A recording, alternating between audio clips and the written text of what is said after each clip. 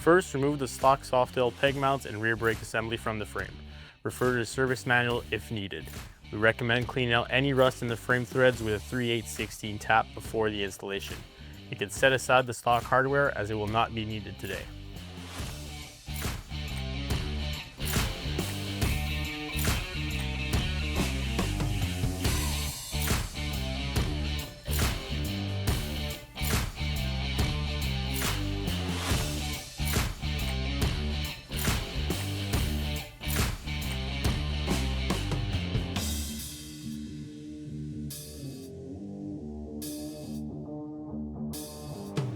The supplied hardware kit includes different bolt lengths.